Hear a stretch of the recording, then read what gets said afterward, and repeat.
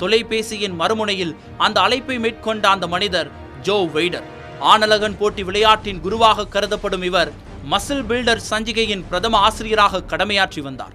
ஆர்னோல்டின் அசாத்திய திறமை கண்டு அவரை மியாமியில் இடம்பெற்ற IFBB மிஸ்டர் யூனிவர்ஸ் போட்டியில் பங்கேற்குமாறு அழைப்பு விடுத்தார். அத்துடன் கலிபோர்னியாவில் தங்கி பயிற்சிகளை மேற்கொள்ளவும் ஒழுங்கு செய்து தருவதாக வாக்குறுதி அளித்தார்.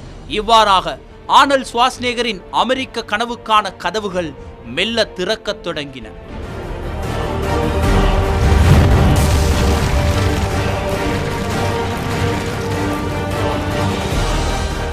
ஆர்னோல்ட் ஒரு வழியாக அமெரிக்காவுக்கு வந்தடைகிறார். குறிப்பாக அமெரிக்கா என்றவுடன் அனைவரது மனதிலும் தோன்றுகின்ற ஒரு விடயம் தாம் வாழ்க்கையில் செட்டில் ஆகி விடுவோம் என்பதுதான். ஆனால் ஆர்னோல்ட் அப்படி நினைக்கவில்லை. தன்னுடைய உழைப்பை மிக வேகமாக இன்னும் ஆழமாக பதிவு செய்கிறார். இன்னும் அதிகமான உழைப்பை மேற்கொண்டு மிக சிறந்த ஆணலகனாக வர வேண்டும் என்கின்ற லட்சிய பாதையில் அவர் பயணிக்கிறார். அதனுடைய விளைவு, அதனுடைய வெற்றியாக அவருக்கு அடுத்தடுத்து ஆணலகன் போட்டியில் பல்வேறுபட்ட பட்டங்கள் வந்து சேர்கின்றன. குறிப்பாக மிஸ்டர் யூனிவர்ஸாக மாறுகிறார், மிஸ்டர் வேர்ல்டாக மாறுகிறார். அதையும் தாண்டி மிஸ்டர் ஒலிம்பியாவாகவும் பட்டம் பெறுகிறார். அனைத்து விதமான பட்டங்களையும் பெற்று மிக சிறந்த ஆணலகன் என்கின்ற பட்டத்தையும் உலக மக்கள் அனைவருடைய ஆதரவும் பெறுகிறார் ஆர்னல்ட். அதையும் தாண்டி 6 முறை தொடர்ச்சியாக மிஸ்டர் ஒலிம்பியா பட்டத்தை வெற்றி அனைவருடைய பார்வையும் தன் பக்கம் ஈர்க்கிறார். இவ்வாறு அவர் மேற்கொண்ட ஒவ்வொரு விடயங்களும் அவருக்கு வெற்றி மேல் வெற்றி வந்து சேர்க்கிறது. இவ்வாறு தான் அமெரிக்கா மட்டுமல்லாமல் உலகம் முழுவதும் பேசுபொருளாக ஆர்னல்ட் மாறும் பொழுது சினிமா துறை அவரை வந்து அடைகிறது. அவ்வாறு அவர் முதலாவதாக ஹெர்குலிஸ் எனும் திரைப்படத்தில் நடித்து சினிமா துறையில் கால் பதிக்கிறார். அதில் ஒரு சில தடங்கள் ஏற்பட்டு தோல்விகள் அடைந்திருந்தாலும் கூட பிற்பாடு தொடர்ச்சியான முயற்சியின் பயனாக இன்னும் ஒரு பக்கம் உடல் கட்டமைப்பில் தன்னுடைய ஆதிக்கத்தை செலுத்தி சிறந்த ஆணலகனாக தன்னை மாற்றி வழிநடத்தி சென்று கொண்டிருக்கிறார். அதே நேரத்தில் சினிமா துறையில் காலடி எடுத்து வைத்து அடுத்தடுத்து மிக முக்கியமான கதாபாத்திரங்கள் ஏற்று நடிக்க தொடங்குகிறார். அதிலும் மிக முக்கியமாக டெர்மினேட்டர் எனும் திரைப்படம் அவரை வந்து சேர்க்கிறது. அந்த திரைப்படத்தில் நடித்ததன் மூலம் உலகம் முழுவதும் அவர் பேசுபொருளாக மாறுகிறார். குறிப்பாக காலகட்டத்தில் நாம் அதிகமாக பேசுகின்ற இந்த சைபோர்க் தொழில்நுட்பம், அதாவது இயந்திரமயமாக்கப்பட்ட மனிதர்களுடைய நடமாட்டம் தொடர்பாக அமெரிக்கா தன்னுடைய ராணுவ சேவையை அவ்வாறு மாற்றுவதற்காக பல்வேறுபட்ட முயற்சிகளை தற்காலத்தில் மேற்கொண்டு வருகிறது. ஆனால் கிட்டத்தட்ட 1980ஆம் ஆண்டுகளில் வெளிவந்த டெர்மினேட்டர் திரைப்படத்தின் மூலமாக அந்த கதாபாத்திரத்தை அன்றி அவர் மிக கச்சிதமாக நடித்து இப்படியும் மனிதர்களால் வாழ முடியும், அதுவும் இயந்திர மனிதன் எப்படியான ஒரு வாழ்க்கையை தொழில்நுட்ப ரீதியாக வாழ்ந்து காட்ட முடியும் என்கின்ற அச்சத்தை ஏற்படுத்தி அனைவருடைய பார்வையும் ஆர்னல்ட் ஷ்வார்ஸ்நேகருடைய பக்கம் திருப்பினார். இவ்வாறு அவர் தொடர்ச்சியாக வெற்றி பெற்று ஒரு வகையாக அனைவருடைய பார்வையும் தன் பக்கம் செலுத்தி இருந்த காலகட்டத்தில் பல்வேறுபட்ட தடைகளையும் அவர் சந்திக்கிறார். இவைகள் எல்லாம் தகர்த்தெறிந்து சாதனை நாயகனாக மிளர்கிறார். இவைகள் எல்லாம் எப்படி சாத்தியமானது? அந்த காலகட்டத்தில் இடம்பெற்ற பல்வேறுபட்ட நிகழ்வுகளை நாமும் தெரிந்து கொள்வோம்.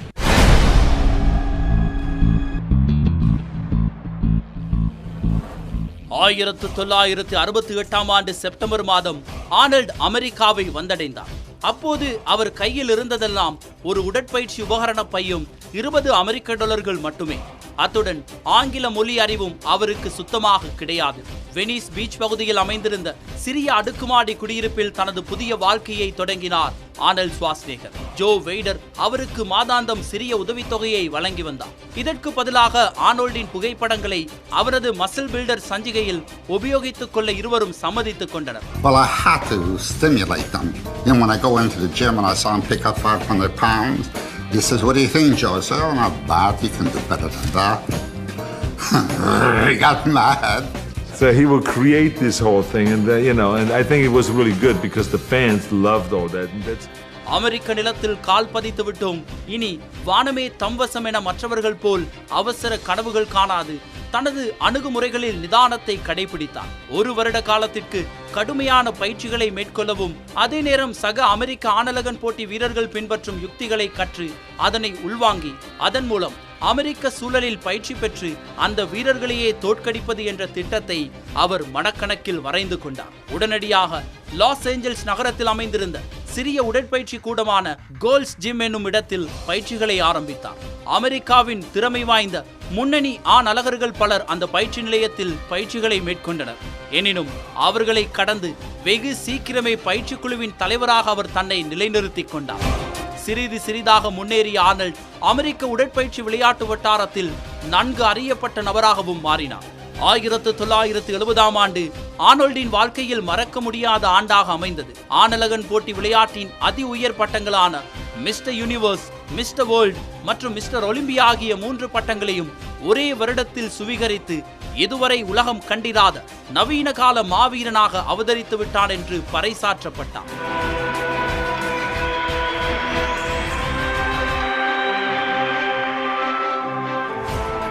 உடற்கட்டு விளையாட்டு உலகின் முடிசூடா மன்னனாக ஆர்னல்டை உலகமே வியந்து போற்றியது. அதன் பின்னர் ஆர்னல்டின் வளர்ச்சியை எந்த ஒரு காரணியும் தடுக்க முடியவில்லை. He said, when I am done competing in the sport of bodybuilding, I want to go into the promotion of the sport, legitimatize the sport, raise the cash prizes up over $100,000 and ask you to be my partner.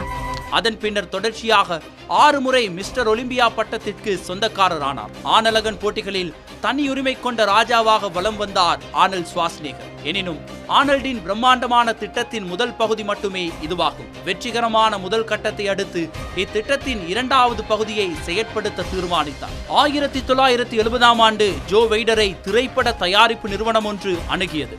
Hercules கதாபாத்திரத்தில் நடிப்பதற்கு கட்டுமஸ்தான உடலை கொண்ட ஒரு நடிகர் அவர்களுக்கு தேவையாக இருந்தது. Wider உடனடியாக ஆர்னல்டின் பெயரை அவர்களுக்கு முன்மொழிந்தார். எனினும் ஆர்னல்டின் நடிப்பு திறமை பற்றிய சந்தேகம் தயாரிப்பாளர்களுக்கு இருந்தது.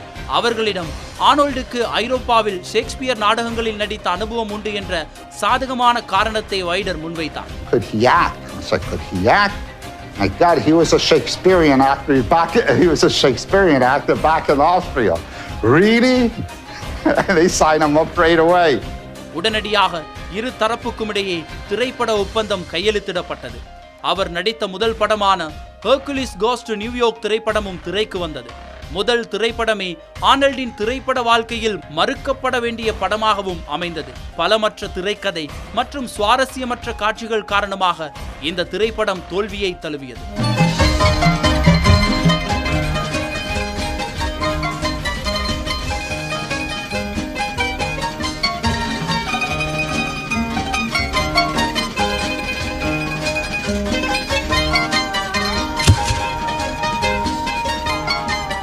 He knew he had a shortcoming, so do what you have to do to get the job done. He wanted to do a job and get it done good. இருந்த போதிலும் இந்த திரைப்படத்தில் நடித்தமைக்காக அவருக்கு $10,000 ஊதியமாக கிடைக்கப்பெற்றது. அதனை அவர் கலிபோர்னியாவில் செயற்பட்டு வந்த வீட்டுமனைகள் வியாபாரத்தில் முதலீடு செய்தார். Against me. First of all, they said you have a long name and a difficult name to pronounce, so I should change my name. Then they said I had a strange accent, I should change that and speak more like an American. இதன் பின்னர் ஆர்னோல்டிற்கு திரைப்பட வாய்ப்புகள் சற்று குறைவாக வரத் தொடங்கியது. அவர் எதிர்பார்த்தது போல் Hollywood திரைப்பட உலகம் அவரை தோளில் தூக்கி வைத்து கொண்டாடவில்லை. இது பற்றி ஆர்னல்ட் திரைப்பட முகவர்களிடம் விசாரித்தார். திரைப்பட முகவர்களே நடிகர்களுக்கும் திரைப்பட தயாரிப்பாளர்களுக்கும் இடையே மத்தியஸ்தராக தொழில்படுபவர்கள். ஆர்னல்டை பற்றி அவர்கள் கூறிய கருத்துக்கள் இவ்வாறு அமைந்திருந்தது. அவரது பெயர் மிக நீண்டதாகவும் உச்சரிப்பதற்கு கடினமாகவும் இருந்தது. அத்துடன் ஆர்னல்டின் ஆங்கிலம் மிகவும் மோசமான உச்சரிப்பை கொண்டிருந்தது. அனைத்திற்கும் மேலாக அவரது கட்டுமஸ்தான உடல் நடிகர் ஒருவருக்கு பொருத்தமற்றதாகவே காணப்படுகிறது. இத்தகைய கருத்துக்களால் ஆர்னல்ட் சோர்ந்து போய்விடவில்லை. மாறாக அவற்றையெல்லாம் மாற்றத்திற்கான உந்து சக்தியாக உள்வாங்கிக் கொண்டார். முன்பு ஆஸ்திரியாவில் நண்பர்கள் பலரும் உன்னால் ஆணழகன் பட்டத்தை பெற முடியாது என்று எள்ளி நகையாடிய போது அதனை பிழை என நிரூபித்தார். அதே போன்றதொரு சவாலை தற்பொழுதும் அவர் முன்னே வந்து நின்றது.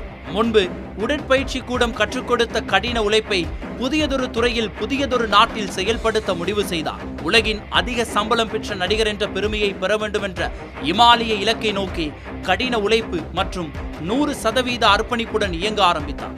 நடிகருக்கு தேவையான கம்பீரமான உடல் தோற்றத்திற்கு மாறும் வகையில் தனது உடற்பயிற்சி முறைகளை மாற்றி அமைத்தார். அத்துடன் 1970 லூ ஃபெரிங்னோவுடனான இறுதிப் போட்டியில் இடம்பெற்ற சம்பவங்கள் பற்றியும் விரிவாக பேசியிருந்தது. இந்த திரைப்படம் தேடித்தந்த வெளிச்சம் மற்றும் அவரது திரை கவர்ச்சி ஆர்னோல்டை திரைப்படத்துறையில் பிரிக்க முடியாத ஒரு நபராக மாற்றியது. இயக்குனர்களின் கண் பார்வைக்கு அவர் தென்படத் தொடங்கினார். பம்பிங் அயன் பெற்றுக் கொடுத்த புகழ், த வில்லன் மற்றும் ஜெய்னி மேன்ஸ்ஃபீல்ட் ஆகிய திரைப்படங்களில் சிறிய வெற்றியை பெற்றுத் தந்தது. Boy, you talk funny. Well, that's easy for you to say. What about Mandela Grant? Oh, yes. இந்த காலகட்டத்தில் திரைப்படங்களுக்கு சமாந்தரமாக வியாபாரத்திலும் சிறந்த முன்னேற்றத்தை கண்டிருந்தார் ஆர்னால்ட். வீட்டு மனைகளை விற்பனை செய்வது, தனது சுயசரிதை விற்பனை வருமானம் மற்றும் உடற்பயிற்சி வகுப்புகள் மூலம் நிலையானதொரு வருவாய் மூலங்களை உருவாக்கி கொண்டார். பணப்பிரச்சனை பெரிதாக காணப்படாமையினால் சிறந்த கதை கருவை கொண்ட திரைப்படம் வரும் வரை அவர் காத்திருக்க முடிவு செய்தார். அதுவரை சமூக கலந்துரையாடல் நிகழ்ச்சிகளில் பங்கேற்பதை வழக்கப்படுத்திக் கொண்டார். அது போன்ற ஒரு நிகழ்வாக ராபர்ட் எஃப் கெனடி டென்னிஸ் சுற்று போட்டியில் ஆர்னால்ட் கலந்து கொண்டார். அங்கு பார்வையாளராக வந்திருந்த இளம் பெண்ணான மரியா சிரீவர் ஆர்னால்டின் உடல் அழகில் ஈர்க்கப்பட்டார்.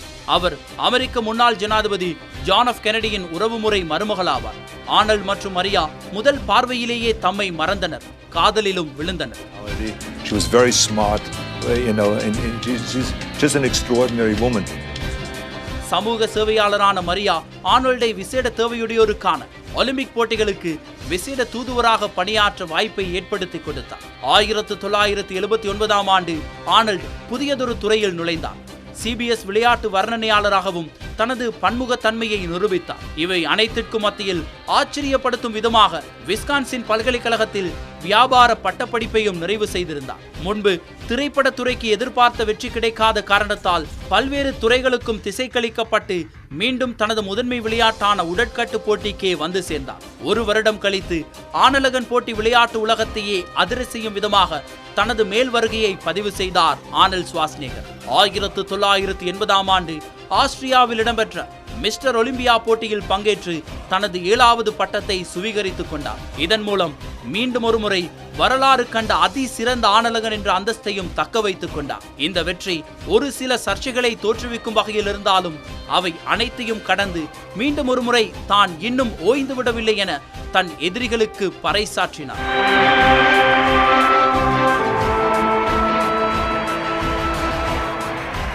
Thank you very much.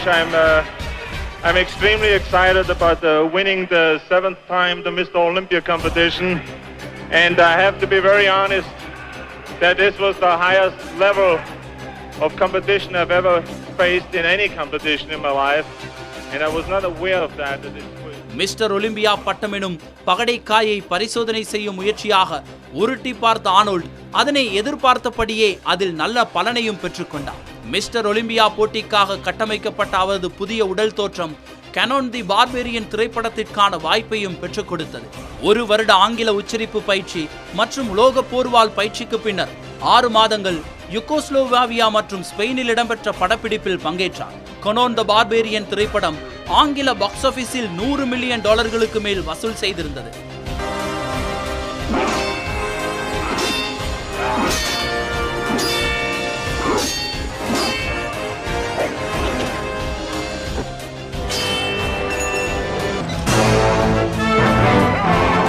இதன் 2ஆம் பாகமான கனோன் தி டிஸ்ட்ராயர் திரைப்படத்தில் மாபெரும் வெற்றியுடன் ஆர்னால்ட் ஷ்வார்ஸ்நெகர் என்ற பெயருடன் கனோன் என்ற பெயரும் ரசிகர்கள் மனதில் நிலை பெற்றது.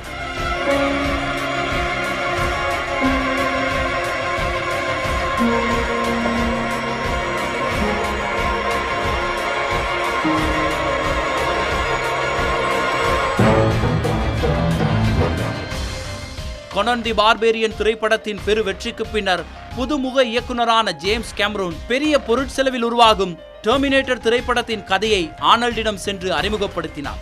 ஆர்னால்டின் ஒட்டுமொத்த திரைப்படத்துறை வாழ்க்கையிலும் அழியாது நிலைத்து நிற்கும் ஒரு கதாபாத்திரமாக இந்த திரைப்படத்தில் அவர் ஏற்று நடித்திருந்த சைபோக் இயந்திர மனிதன் வேடம் மாறிப்போனது. அந்த திரைப்படத்தில் எதிர்காலத்திலிருந்து நிகழ்காலத்திற்கு அனுப்பப்பட்ட இதன் பிரதிபலனாக 1985ஆம் ஆண்டு ஆண்டின் சர்வதேச நட்சத்திரமாகவும் அவர் தெரிவு செய்யப்பட்டார். வெற்றிகரமான திரைப்பட வாழ்க்கையுடன் அவரது திருமண வாழ்க்கையும் இனிதே நிறைவேறியது. ஏப்ரல் 26, 1986 அன்று மரியா ஸ்ரீவரை கரம் பிடித்தார் ஆர்னால்ட். ஆயினும் தேனிலவுக்கு கூட செல்ல நேரமில்லாமல் அடுத்த விமானத்திலேயே பிரிடேட்டர் திரைப்படத்தின் படப்பிடிப்புக்காக மெக்சிகோவுக்கு புறப்பட்டார். பிரிடேட்டர் திரைப்படத்தின் அதிரடி சண்டை காட்சிகள், ஆக்ரோஷம் மற்றும் உணர்ச்சிகரமான நடிப்பு என்பன மீண்டும் ஒருமுறை ஆர்னால்டை ஆண்டின் சர்வதேச நட்சத்திரமாக தெரிவு செய்தது. He had to find some other way to communicate on films beyond just being the toughest guy in town.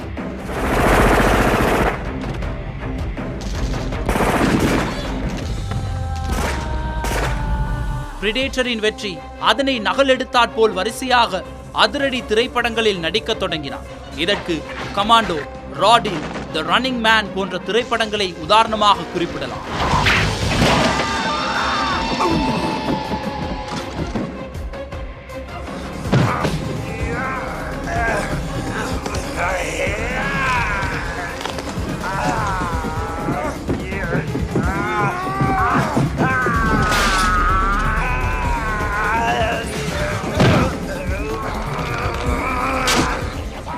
ஆனால் எதையுமே முன்னுணர்ந்து செயற்படும் ஆர்னால்ட் வித்தியாசமான கோணத்திலும் சிந்தித்தார். புதிய வேடங்கள், புதிய சவால்களை ஏற்க அவர் துணிந்தார். அதில் முதலாவது இதுவரை ஏற்று நடித்திராத நகைச்சுவை கதாபாத்திரம். பெரும்பாலான இயக்குநர்களால் ஆர்னால்டை வைத்து நகைச்சுவை படத்தை இயக்குவதை நினைத்து கூட பார்த்திருக்க முடியவில்லை.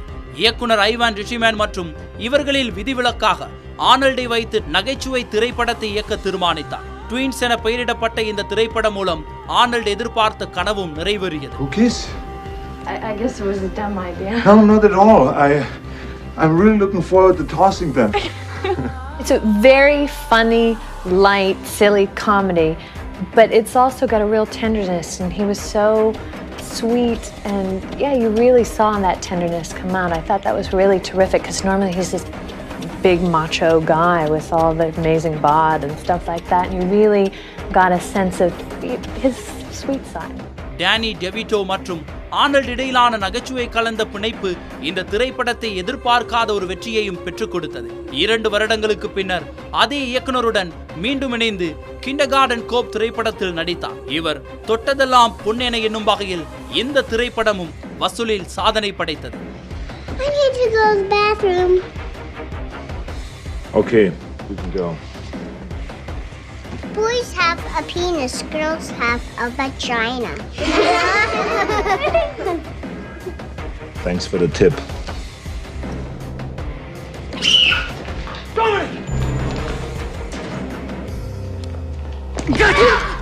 I'm really not here. Do you understand that? இந்த திரைப்படங்களின் பாரிய வெற்றிக்கு பின்னால் ஆர்னால்டின் நகைச்சுவை கலந்த சிரித்த முகத்தின் பங்கு மிக அதிகமாக காணப்பட்டது.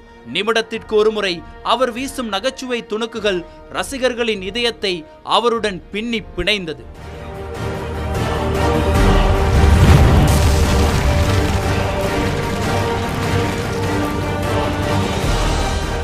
ஆர்னால்ட் ஷ்வார்ஸ்நெகர் சினிமாவை பொறுத்தவரையில் மிக உச்ச நட்சத்திரமாக மிளர்கிறார். அதே நேரத்தில் தன்னுடைய நீண்டகால கனவான ஆணழகன் போட்டியிலும் அப்பொழுது அவர் கலந்து கொண்டு வெற்றி வாகையும் சூடுகிறார்.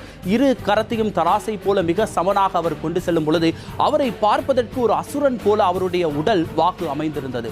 இதனை அவர் மிக சாதகமாக பயன்படுத்தி சினிமா துறையில் தனக்கென தனி அடையாளம் பதித்து டெர்மினேட்டர் என்ற திரைப்படம் உலகம் முழுவதும் பேசுபொருளாகவும் அமெரிக்காவை பொறுத்தவரையில் அதிகூடிய சம்பளம் வாங்கும் நடிகராகவும் அவரை முன்னிலை படுத்தியிருந்தது. அடுத்ததாக பிரிடேட்டர் என்கின்ற ஒரு திரைப்படத்திலும் நடத்தி தனக்கான அடையாளத்தை அவர் தக்க வைத்திருந்தார். குறிப்பிட்ட ஒரு சில திரைப்படங்களில் அவர் தோல்வியை அடைந்திருந்த பொழுது அவருடன் இருந்தவர்கள் அவரை ஏளனப்படுத்த தொடங்கியிருந்தார்கள். அவர் அந்த நேரத்தில் ஒரே ஒரு விடயத்தை மட்டுமே உறுதியாக கூறியிருந்தார், ஐ வில் பி பேக். இந்த வசனம் தான் இன்று வரை ஆர்னால்ட் ஷ்வார்ஸ்நெகரை எமக்கு அடையாளப்படுத்தி கொண்டிருக்கிறது. ஒவ்வொரு முறையும் தான் தோல்வி அடையும் பொழுதும் அதிலிருந்து மீட்சி பெறும் பொழுதும் அவர் கூறுகின்ற ஒரே ஒரு வார்த்தை ஐ வில் பி பேக். அந்த வார்த்தைக்கு சொந்தக்காரராக இன்று வரை அவர்தான் திகழ்ந்து கொண்டிருக்கிறார். இப்படியாக சினிமாவிலும் சாதித்து விட்டாச்சு, ஆணழகன் போட்டியிலும் சாதித்து விட்டாச்சு. அடுத்ததாக என்ன செய்யலாம், என்னை இவ்வளவு தூரம் வழிநடத்திய என்னை இந்த உச்சத்திற்கு கொண்டு வந்த மக்களுக்கு தான் ஏதாவது செய்ய வேண்டும் என்று எண்ணி அவர் மக்களுக்கான சேவையில் ஈடுபடுவதற்காக அவர் அரசியலில் புகுகிறார். அரசியலில் களம் புகுந்த பொழுது அவருக்கு ஒரு ஆளுநர் பதவி அவரை தேடி வருகிறது. கலிபோர்னியா மாநிலத்தில் தேர்தலில் நின்று ஆளுநராக மாறுகிறார். கிட்டத்தட்ட 8 வருடங்களுக்கு மேலாக இருமுறை தொடர்ச்சியாக பதவியில் வகித்து தனக்கென அரசியலிலும் தான் மிக சிறந்த ஒரு நபர் என்பதை நிரூபித்து காட்டினார். இவ்வாறு தற்காலகட்டத்திலும் கூட ஆர்னால்ட் ஷ்வார்ஸ்நெகரின் பெயர்கள் பேசு பொருளாகவே மாறுவதற்கு காரணம் அனைத்து விதமான சேவைகளிலும் அவர் கலந்து கொண்டு வெற்றி வாகை சூடியதுதான். எந்த ஒரு விடயத்தையும் நாம் கையாளும் பொழுது மிக கச்சிதமாக அதனை நேர்வழியில் கொண்டு செல்வோமாக இருந்தால் எம்மால் தடம் பதிக்க முடியும் என்பதற்கு அக்காலகட்டத்தில் முதல் இக்காலம் வரை ஆர்னால்ட் ஷ்வார்ஸ்நெகர் மிக சிறந்த சிறந்த உதாரணமாக வாழ்ந்து காட்டியிருக்கிறார். அவ்வாறு அந்த காலகட்டங்களில் எவ்வாறான ஒரு நபராக இருந்து சினிமாவை தாண்டி அரசியலில் அவர் புகுந்த கதையை நாமும் தெரிந்து கொள்வோம்.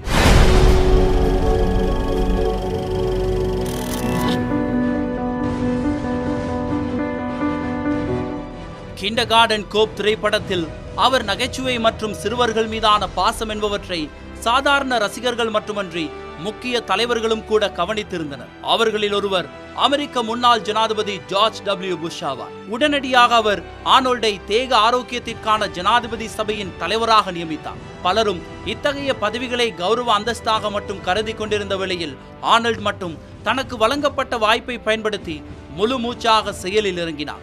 உடற்பயிற்சி ஆரோக்கியத்தின் முக்கியத்துவத்தை நாட்டு மக்கள் அனைவருக்கும் கொண்டு சேர்க்கும் முகமாக அனைத்து மாநிலங்களுக்கும் ஓய்வு ஒளிச்சலின்றி பயணம் மேற்கொண்டார். இதனிடையே அவர் நடித்த அடுத்த 2 திரைப்படங்களான டோட்டல் ரீகால் மற்றும் டெர்மினேட்டர் ஆகிய திரைப்படங்கள் வழமை போலவே அதிக பெறுமதியில் வசூல் சாதனை படைத்தன.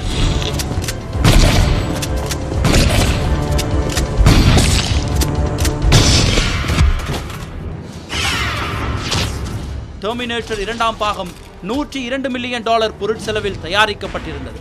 அந்த காலகட்டத்தில் இதுவே அதிகமான பொருட்செலவில் உருவாக்கப்பட்ட திரைப்படமாகவும் சாதனை படைத்திருந்தது. திரைப்படத்தின் வியாபாரத்தை பொறுத்தவரை $518 மில்லியன் இது வசூல் செய்திருந்தது. ஆர்னல்டின் சம்பளம் மற்றும் $15 மில்லியன் இந்த திரைப்படத்தில் அவருக்கு வழங்கப்பட்டிருந்தது. டெர்மினேட்டரின் வெற்றிக்கு பின்னர் $100 மில்லியன் பொருட்செலவில் தயாரான லாஸ்ட் ஆக்ஷன் ஹீரோ என்ற திரைப்படத்தில் ஆர்னல்ட் நடித்தார். வழக்கம் போலவே இதுவும் பெரும் வெற்றி பெறும் என எதிர்பார்க்கப்பட்டது. எனினும் எண்ணங்களுக்கு எதிராக திரைப்படம் பெரும் தோல்வியை சந்தித்தது. திரைப்பட வல்லுநர்களும் எதிரிகளும் ஆர்னோல்டை பற்றி புறம் பேச தொடங்கினர். திரைப்பட துறையில் அவருக்கான நேரம் முடிந்துவிட்டது என பலரும் பகிரங்கமாகவே கருத்து தெரிவித்தனர். இப்பொழுதும் வித்தியாசமான கோணத்தில் சிந்திக்க தொடங்கினார் ஆர்னல்ட் ஷ்வார்ஸ்நெகர். தனக்கு வெற்றி பாதையை உருவாக்கி தந்த ஜேம்ஸ் கேமரூனுடன் மீண்டும் இணைவதற்கு தீர்மானித்தார்.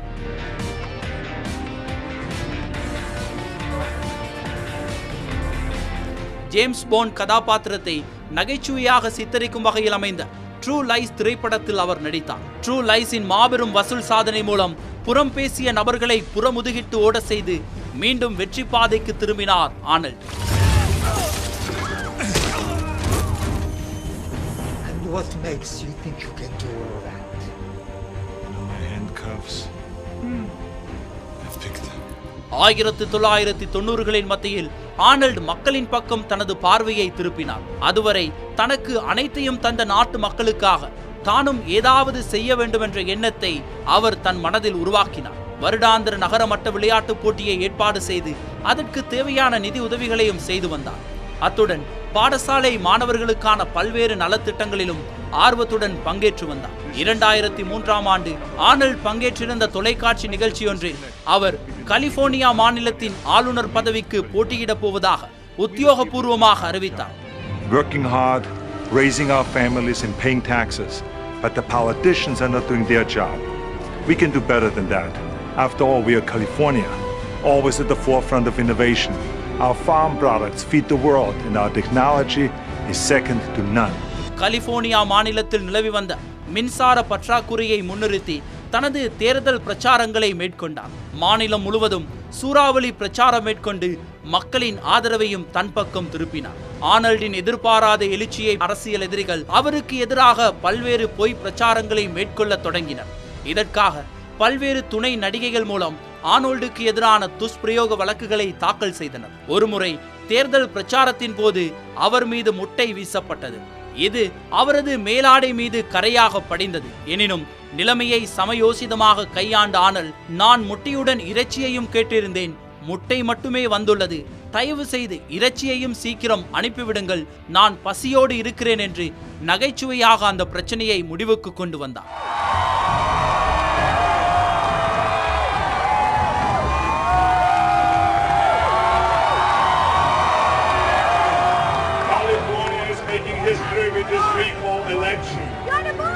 The people have risen up. 1.6 million people have signed the recall petition, and they are saying, we are mad as hell. We're not going to take it anymore. Let me just tell you something. This is not a right-wing takeover. This is a people's takeover. ஆனோல்டின் எழுச்சி அலை அவரை மிக இலகுவாக ஆளுநர் பதவியில் அமர செய்தது. ஆனோல்டின் முதலாவது பதவி காலம் ஒரு சில வெற்றிகரமான செயல்பாடுகளுடன் சாதகமாகவே முடிவடைந்தது. வாகன விற்பனை அதிகரிப்பு மற்றும் வாகன சாரதி அனுமதி பத்திரம் பெறும் நடைமுறைகளை ஒழுங்குபடுத்தியமை என்பவற்றை குறிப்பிடலாம். எனினும் சக்திமிக்க தொழிற்சங்கங்கள் ஆனோல்டின் ஒரு சில நடவடிக்கைகளுக்கு எதிர்ப்பு தெரிவித்தனர். இதனை தேர்தல் பிரச்சார யுக்தியாக ஆனோல்டுக்கு அவர்கள் பயன்படுத்தினர்.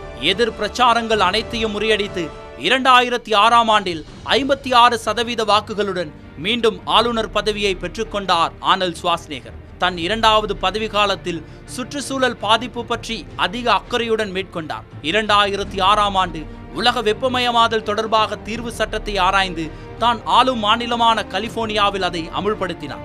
இதன் மூலம் பச்சை வீட்டு வாயுக்களுக்கு எதிராக கட்டுப்பாடுகளை நடைமுறைக்கு கொண்டு வந்த முதல் அமெரிக்க மாநிலம் என்ற பெருமையை கலிபோர்னியா பெற்றுக்கொண்டது. ஆர்னோல்டின் 2வது பதவிக்காலம் ஜனவரி 2011 முடிவுக்கு வந்தது. இதன் பின்னர் பிரபல அமெரிக்க பத்திரிகையான டைம்ஸ் பத்திரிகையில் ஆர்னோல்டின் தனிப்பட்ட வாழ்க்கை பற்றி ரகசியமாக உளவு பார்த்து பல திடுக்கிடும் சம்பவங்களை வெளியே கொண்டு வந்தது. அதுவரை நல்லொழுக்கமிக்க நபராக அறியப்பட்டு வந்த ஆர்னோல்ட் குடும்ப வாழ்க்கையில் 100% உண்மைத்தன்மையை கொண்டிருக்கவில்லை என்பது நிரூபணமானது. இதனால் ஏற்பட்ட கருத்து வேறுபாட்டால் மரியா ஆர்னோல்ட் ஜோடி ஹாலிவுட் திரைப்பட உலகில் மிகவும் அரிதான 25 வருட திருமண வாழ்க்கையை முடிவுக்கு கொண்டு வந்தனர். மரியாவும் 4 பிள்ளைகளும் அதன் பின் தனியே வசிக்க தொடங்கினர். வாழ்க்கையில் ஏற்பட்ட கசப்பான அனுபவங்களால் மனவேதனையுற்றிருந்த ஆர்னோல்ட் சிறிய இடைவெளிக்கு பின்னர் மீண்டும் திரைப்படங்களில் நடிக்க தொடங்கினார். எக்ஸ்பெண்டபிள்ஸ் மற்றும் 2ஆம் பாகம், எஸ்கேப் பிளான், சப்போர்டேஜ் மற்றும் டெர்மினேட்டர் ஆகிய திரைப்படங்களில் மீண்டும் தனது திறமையை நிரூபித்தார். Keep it tight. I'm behind you. Cover your sides. This is it? This is your evac team? Short notice. Yeah, very short. ஆரம்பம் காலம் முதலே ஆனலகன் போட்டி விளையாட்டில் நல்ல தொடர்புகளை பேணி வந்தார் ஆர்னல்ட் ஷ்வார்ஸ்நெகர். 1975ஆம் ஆண்டே உடற்கட்டு போட்டி விளையாட்டிலிருந்து விலகியிருந்த போதும் அதன் பின்னர் மிஸ்டர் ஒலிம்பியா ஆனலகன் போட்டிகளை தானாக முன்வந்து பிரபலியப்படுத்த ஆரம்பித்தார். 1989இல் நீண்ட கால நண்பனான ஜிம் லாரிமருடன் இணைந்து ஆர்னல்ட் ஷ்வார்ஸ்நெகர் கிளாசிக் எனப்படும் தொழில்சார் உடற்கட்டு போட்டிகள் நடத்தும் அமைப்பை உருவாக்கினார். தற்போது உலகத்தில் 2வது அதிகம் பேரால் ரசித்து பார்க்கக்கூடிய போட்டியாக ஆர்னல்ட் ஷ்வார்ஸ்நெகரின் கிளாசிக் ஆனலகன் போட்டிகள் அமைந்துள்ளது. 1வது இடத்தில் பாரம்பரியமான மிஸ்டர் ஒலிம்பியா போட்டிகள் இடம்பெற்றுள்ளது. தனது வாழ்க்கையில் பெற்ற வெற்றிகள் அனைத்திற்கும் சுய ஒழுக்கம், உன்னிப்பாக அவதானிக்கும் திறன் மற்றும் விடாமுயற்சி ஆகியவையே காரணம் என அவர் குறிப்பிட்டார். அண்மை காலத்தில் ட்விட்டர் சமூக வலைத்தளத்தில் மிகவும் சுறுசுறுப்பாக இயங்கி வரும் ஒரு நபராகவும் ஆர்னல்ட் ஷ்வார்ஸ்நெகர் கருதப்படுகிறார். தற்போதைய ஜனாதிபதி டொனால்ட் ட்ரம்புடன் ட்விட்டரில் சண்டையில் ஈடுபட்டிருந்தார். ஆர்னல்ட் தொகுத்து வழங்கிய தொலைக்காட்சி நிகழ்ச்சியை தரம் தாழ்த்தி விமர்சித்து ஆர்னல்டின் நிகழ்ச்சி நடத்தும் திறன் பற்றியும் கேள்வி எழுப்பினார் Trump. I want to just pray for Arnold if we can for those ratings, okay? இவை அனைத்திற்கும் மௌனம் சாதித்த ஆர்னல்ட் 2016ஆம் ஆண்டு ஜனாதிபதி தேர்தலின் போது பகிரங்கமாகவே ட்ரம்பை தான் ஆதரிக்கவில்லை என கூறினார். டொனால்ட் ட்ரம்புக்கு வாக்கு சேகரித்த அதே ஜனநாயக கட்சியின் தீவிர ஆதரவாளராக பல வருடங்கள் இருந்து வருபவர் ஆர்னல்ட் ஷ்வார்ஸ்நெகர். ஆனால் ட்ரம்புடன் ஏற்பட்ட மனக்கசப்பு முதன்முறையாக ஜனநாயக கட்சிக்கு அவர் வாக்களிக்க மறுத்துவிட்டார். ஆர்னல்ட் ஷ்வார்ஸ்நெகர் அமெரிக்காவை மையமாக கொண்டு திரைப்படங்கள் மற்றும் ஆனலகன் போட்டி என்பவற்றில் பங்கேற்றிருந்தாலும் உலகளாவிய ரீதியில் அவருக்கு ரசிகர்கள் உருவாகியுள்ளனர். அது மட்டுமின்றி பல்வேறு இளைஞர்களுக்கும் யுவதிகளுக்கும் தவறான வழி செல்லாது உடற்பயிற்சி எனும் சிறந்த வழியை தேர்ந்தெடுப்பதற்கு தூண்டுகோலாகவும் அமைந்துள்ளார் இந்த ஆர்னல்ட் ஷ்வார்ஸ்நெகர். தாழ்வு மனப்பான்மையினால் தனது தனித்த அடையாளங்களை இனம் கண்டு கொள்ளாமல் போன பலருக்கும் ஆர்னோல்டின் வாழ்க்கை என்பது மிக சிறந்த ஒரு பாடமாக அமையும். திட்டமிட்டபடி நாம் செயற்பட்டு வரும்போது வரும் தடைகளை லாபகமாக கையாண்டு சூழ்நிலைகளை தனக்கு சாதகமாக அல்லது நம் சூழ்நிலைகளுக்கேற்ப மாற்றி அமைத்துக் கொள்ள வேண்டும் என்ற பாடத்தை ஆர்னல்ட் ஷ்வார்ஸ்நெகரின் கதை மூலமாக நாம் அறிந்து கொள்ளலாம். Bodybuilding has been a beautiful experience for me, and I will continue it for the rest of my life. I only stopped competing, but I'm not stopping bodybuilding. It's the greatest sport. Thank you. இதுதான் Arnold ஷ்வார்ஸ்நெகரின் கதை. உண்மையில் அவருடைய வாழ்க்கையில் நாம் கற்றுக்கொண்ட மிக பிரதானமான 2 விடயங்கள், ஒன்று விடாமுயற்சி, இன்னும் ஒன்று தன்னம்பிக்கை. இந்த 2 வார்த்தைகளுக்கும் மிக சிறந்த உதாரணமாக நாம் இவரை குறிப்பிடலாம். இவர் வாழ்ந்த காலகட்டத்திலும் சரி, இவர் எதிர்கொண்ட விடயங்களிலும் சரி, தோல்விகள் ஏற்படும் பொழுது அவர் ஒன்றை மிக திடகாட்சமாக கடைபிடித்தார். அதாவது நேர்வழியில் நேரடியாக என்னுடைய இலக்கை நோக்கி நான் பயணிக்க வேண்டுமாக இருந்தால் என்னை சுற்றி நடக்கின்ற எனக்கு தேவையற்ற விடயங்களில் நான் கவனத்தை செலுத்தக்கூடாது என்பதாகும். பலர் பலவிதமாக கூறலாம். ஆனால் என் லட்சியம் சரியானதொன்றாக இருக்கும் பொழுது நான் எதை பற்றியும் கவலையடைய தேவையில்லை.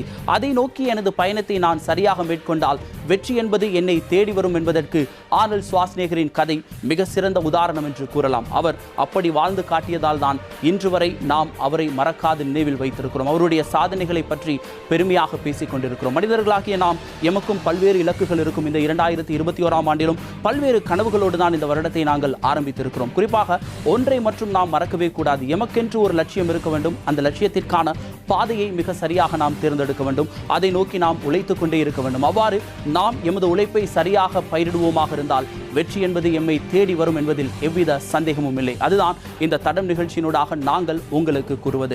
மிக சிறந்த ஒரு ஆளுமைகளை பற்றி பார்க்கும் பொழுது அவர்களுடைய வரலாற்றினூடாக நாம் எதை கற்றுக்கொள்கிறோம் என்பதற்கு மிக மிக முக்கியமாக ஒவ்வொரு நபர்களுடைய வாழ்க்கை படிப்பினையும் நாம் எடுத்துக்கொள்ள வேண்டும். அது நல்லவர்களாக இருக்கட்டும், தீயவர்களாக இருக்கட்டும், இதை நாம் எடுக்க வேண்டும், எதை நாம் எடுக்கக்கூடாது என்கின்ற அந்த தேர்வை நாம் சரியாக பின்பற்ற வேண்டும். அதை சரியாக கடைபிடிப்போமாக இருந்தால் வாழ்க்கை என்னும் அழகான இந்த பாதையில் நாமும் வெற்றியாளராக திகழ்வோம் என்பதில் எவ்வித சந்தேகமும் இல்லை. இதுதான் ஆர்னால்ட் ஷ்வார்ஸ்நெகரின் கதையினூடாக நாம் கற்றுக்கொண்டது. எமது தடம் நிகழ்ச்சியினூடாக நாங்கள் உங்களுக்கு கூறுவது. இன்னும் 4ஆம் ஆண்டு திரைப்பட நடிப்பு கல்லூரியில் சேர்ந்து நடிப்பு பயிற்சிகளையும் பெற ஆரம்பித்தார். அதே வருடத்தில் பாப் ரெஃபில்ஸ்டன் இன் ஸ்டே ஹங்க்ரி திரைப்படத்தில் துணை நடிகராக நடிக்கும் வாய்ப்பை பெற்றார். ஜோ சென்டோ எனும் உடற்பயிற்சி வீரன் கதாபாத்திரத்தில் நடித்திருந்தார். அவரது கதாபாத்திரம் சிறிது என்றாலும் தனது உச்சபட்ச நடிப்பை அவர் வெளிப்படுத்தி இருந்தார்.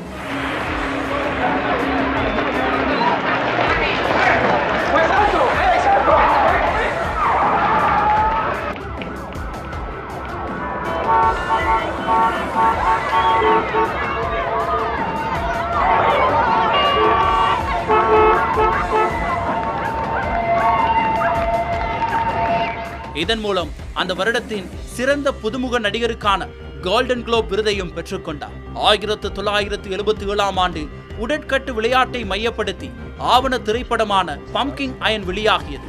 வரலாறு கண்ட பல்வேறு விடயங்களை பற்றி இந்த திரைப்படம் பேசியிருந்தாலும் 1975ஆம் ஆண்டு ஆர்னால்ட் மிஸ்டர் ஒலிம்பியா பட்டத்தை வென்றது பற்றி சிறப்பாக ஆவணப்படுத்தப்பட்டிருந்தது.